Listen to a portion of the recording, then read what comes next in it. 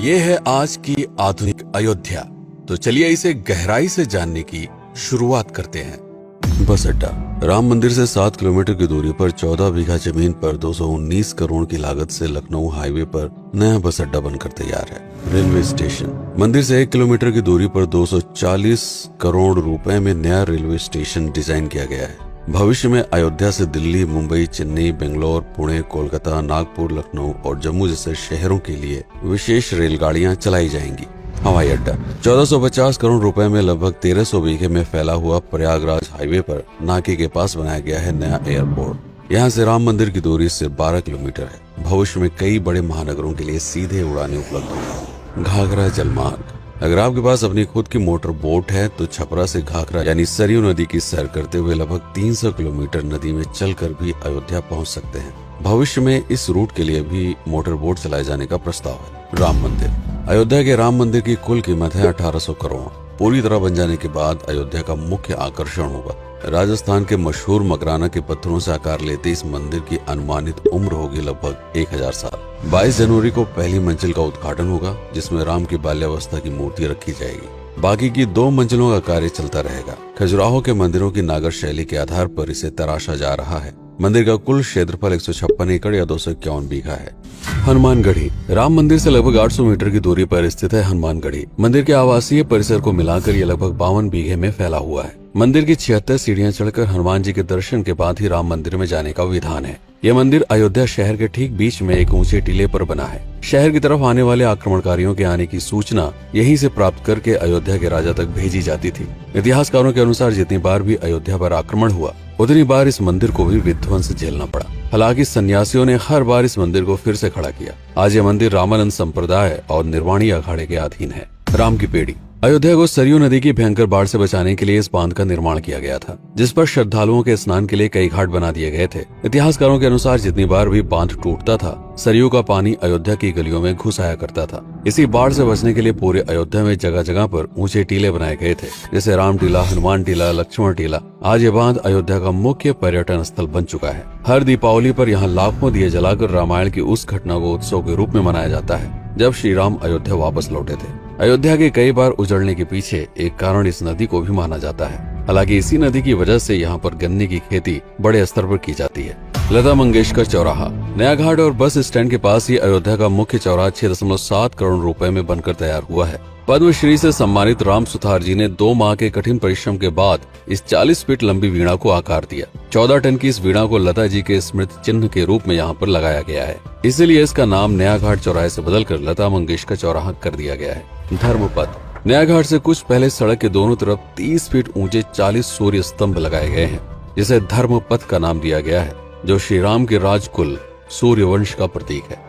दशरथ समाधि स्थल। नए बस अड्डे के बगल से एक पतली रोड कछार से आगे बढ़ते हुए लगभग 12 किलोमीटर दूर ले आती है दशरथ समाधि स्थल, जो बिलहर घाट पर मौजूद है, जिसके बारे में मान्यता है कि यहाँ पर राजा दशरथ का दाह संस्कार हुआ था। राम मंदिर के साथ ही इस जगह को भी पर्यटन स्थल के रूप में विकसित किए जाने की योजना पर कार्य चल रहा है। भरत कुंड। अयोध्या से 15 किलोमीटर दूर है नंदीग्राम। यहाँ मौजूद तालाब को भरत कुंड कहते हैं। मान्यता है कि इसी जगह से भरत ने पूरे अयोध्या का राज कार्य संचालित किया था। पर्यटकों के लिए इस स्थान को भी विकसित किया जाएगा। गुप्तार घाट। राम की बेड़ी से सरयू नदी के किनारे चलते हुए 10 किलोमीटर दूर स्थित है गुप्तार घाट। ये कैंट एरिया में पड़ता है। इस जगह को श्री राम के जल समाधि के रूप में महत्व दिया जाता है। इसके अलावा अयोध्या नगर में हर गली में कई विशेष मंदिर हैं, जिनकी अपनी मान्यताएं हैं, कथाएं हैं, विशेषताएं हैं। पूरी तरह से विकसित हो जाने के बाद नई अयोध्या को पूरी तरह से जानने के लिए, इसका आनंद लेने के लिए कम से कम 3 दिनों तक यहाँ रुकने की आवश्यकता है। देश विदेश से ज्यादातर पर्यटक भारत आते हैं उत्तर प्रदेश में आगरे का ताजमहल देखने और प्राचीन नगर काशी और सारनाथ घूमने। प्रश्न ये है कि अयोध्या घूमने और श्री राम का मंदिर देखने के लिए भला विदेशी क्यों आएंगे?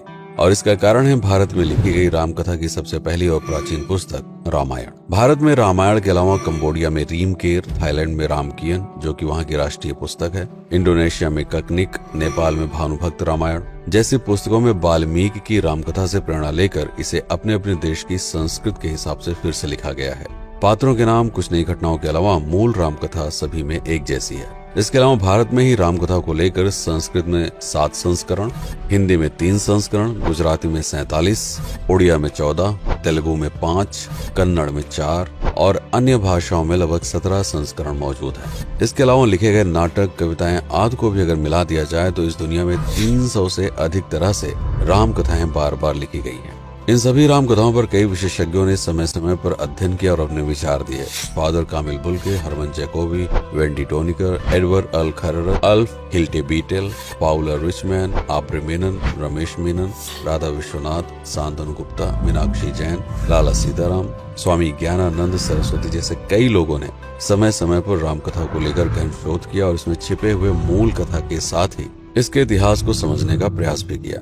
राम कथा थी कौशल प्रदेश के द्वारा किष्किंधा और लंका पर विजय प्राप्त करने की पहली बार एक अखंड भारत के निर्माण की। रामायण महत्वपूर्ण इसलिए हो जाता है क्योंकि ये अखंड भारत युद्ध से अधिक व्यक्ति के आदर्शों, सूझबूझ, मित्रता जैसे गुणों से स्थापित हुआ। रामायण एक ऐसा डॉक्यूमेंट है जो ये समझाता है कि भारत पहली बार एक कैसे हुआ। इसलिए ये गाथा न तो कभी भुलाई जा सकती है और न ही कभी मिटाई जा सकती है। और आज की अयोध्या उसे अखंड भारत का एक प्रतीक है, अपनी संपन्नता के कारण जिसने समय समय पर बाहरी आक्रमणकारियों का भी सामना किया। अयोध्या की इसी संपन्नता ने यहाँ पर मुगलों को भी आकर्षित किया। महात्मा बुद्ध भी यहाँ पर रुके, सिखों के गुरु साहब भी आए और जैन धर्म के तीर्थंकर भी। सिर्फ आए ही नहीं बल्कि उनके अनुयायी यहीं पर बसते चले गए। अयोध्या कितनी बार बसी, कितनी बार उजड़ी, इसके बारे में बहुत अधिक प्रमाण उपलब्ध नहीं है। सूर्यवंश के पतन के साथ ही अयोध्या का भी पतन होता रहा। बीच में कई सौ सालों तक अयोध्या मानो विलुप्त सी हो गई। इसका कारण क्या था, इसका कोई प्रमाण नहीं है। अयोध्या को फिर से खोजकर उसे स्थापित करने में बार बार राजा विक्रमादित्य का नाम आता है, लेकिन विक्रमादित्य एक उपाधि है जिसे कई राजाओं को दिया गया था। तो ये कहना मुश्किल है कि किस कालखंड के कौन से राजा ने ये कार्य किया। कुछ विशेषज्ञों का मत है कि यह काम उज्जैन के राजा विक्रमादित्य ने किया होगा। नंद वंश, मौर्य वंश, शुंग वंश, गुप्त वंश आदि के साम्राज्य में भी अयोध्या का वर्णन प्राप्त होता है। सबसे बड़ा विध्वंस हुआ 1527 के आसपास बाबर के कार्यकाल में, जब राम मंदिर को ध्वस्त कर बाबरी मस्जिद स्थापित की गई। सन 1722 में बंगाल के नवाब अलीवर्दी खान ने व्यापार के नजरिए से राम मंदिर से कुछ किलोमीटर की दूरी पर एक नया शहर बसाने की शुरुआत की।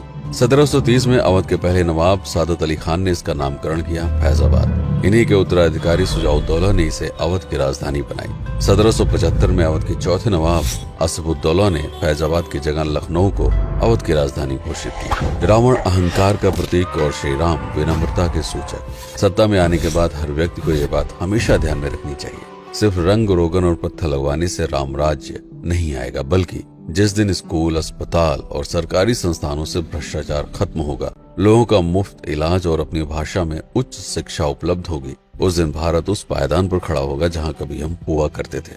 रामायण अहंकार पर विनम्रता की विजय है। अयोध्या को अगर पर्यटन स्थल का केंद्र बनाना है तो इस आधार पर बसाना होगा, राम राज्य लाना होगा, राजनीति नहीं। यदि इस वीडियो में कोई त्रुटि हुई हो तो उसके लिए क्षमा करें। वीडियो पर समय बिताने के लिए आपका बहुत बहुत धन्यवाद। मैं हूं पीके सिंह और आप देख रहे हैं प्रतापगढ़ हब। जय श्री राम, जय अवध, जय भारत।